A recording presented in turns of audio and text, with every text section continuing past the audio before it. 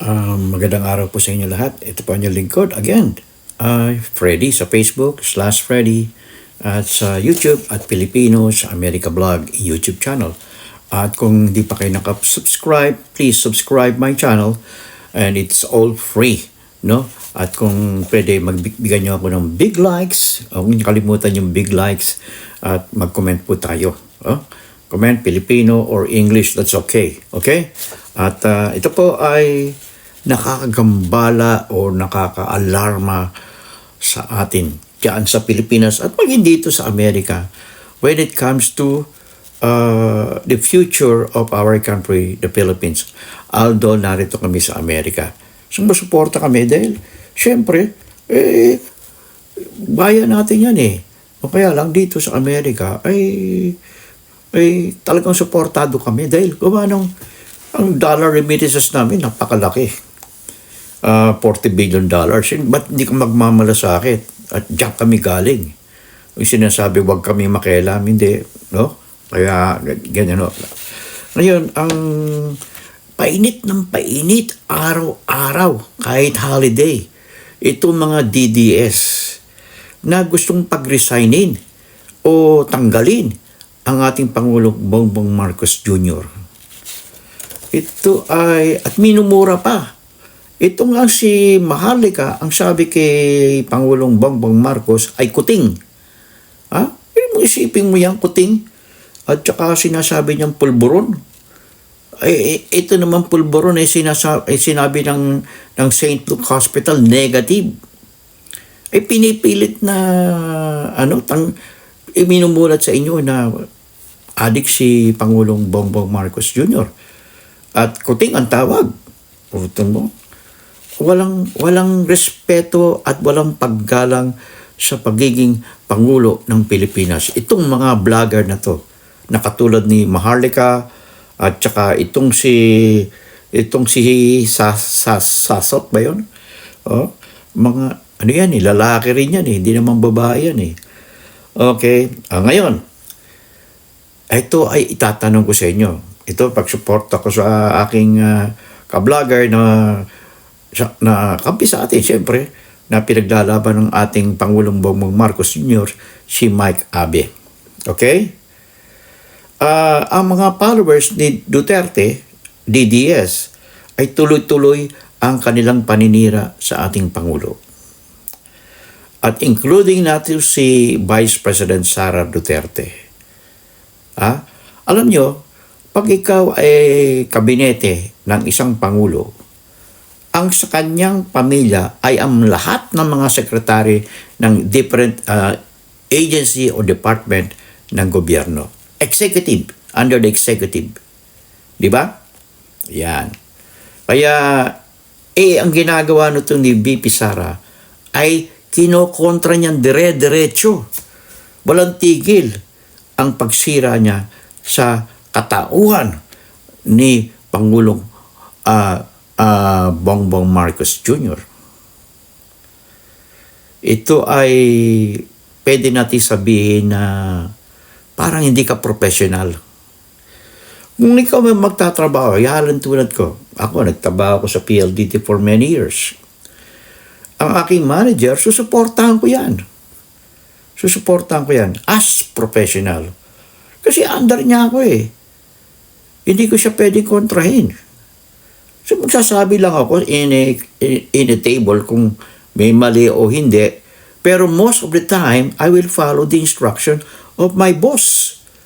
Because he or she is my boss. Right? Okay, mga estudyante, mga bago pa lang.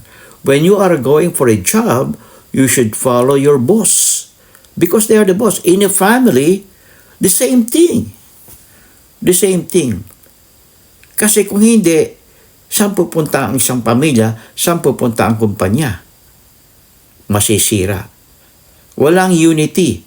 At pag walang unity, walang growth. Tandaan niyan, pag walang unity, walang growth. Kaya yan ang patakaran ng ating presidente, unity.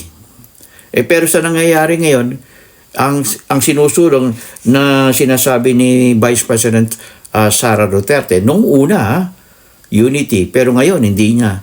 At siya na mismo ang nangunguna. At tulad ng ICC, ayaw niyang papasukin ang ICC. No? It's okay.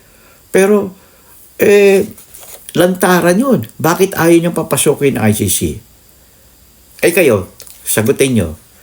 Bakit ayaw papasukin ng mga Duterte ang ICC? Paano yung mga 30,000 na namatay? Yung pamilya niya, yung mga naulila, yung mga naulila at yung naging byuda at byudo. Dumaan ba to sa proseso at pinatay na lang basta-basta ganon? At ang ICC, hindi yan pumapasok basta-basta unless it is a crime against humanity.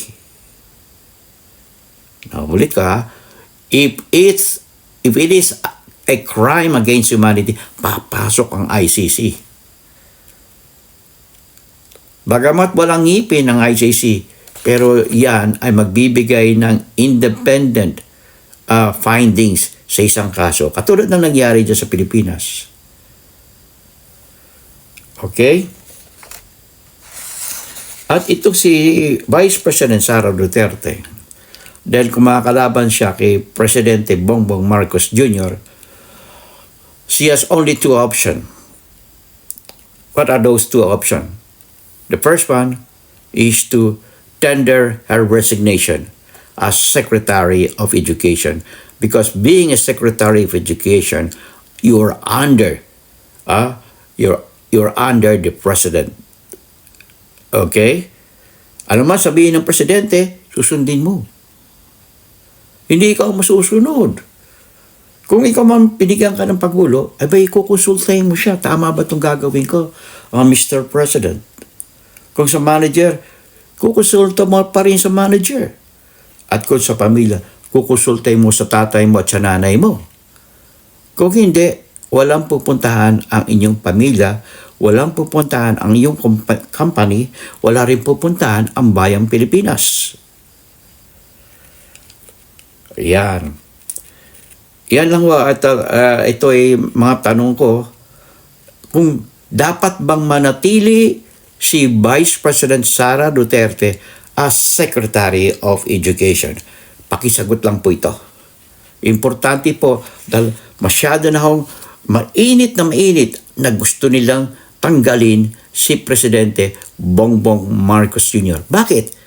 Hindi naman tayo parliamentary na anytime pwede tayo magpalit ng Prime Minister.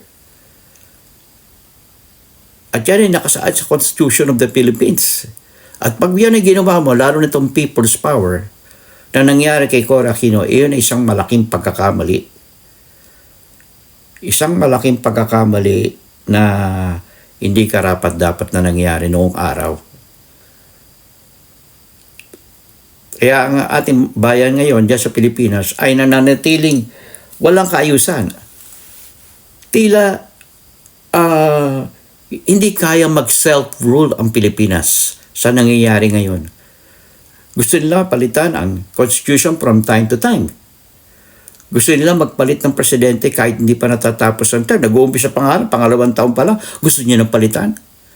At ano bang grounds para palitan ang ating Pangulo? Chismis. Walang walang ebidensya, walang testigo na may papakita. Kung sa korte mo dadali niyan, hindi kayo mananalo. Asan ang ebidensya niya? Katulad itong sinasabi ni Maharlika. Asan yung video mo, Maharlika? At paano ka nakakakuha ng balita? Narito ka sa Amerika. Nakukuha mo sa Malacanang. Chismis? O gumagawa ka ng false story or fake news? Kayo na magkomento kayo dito, no?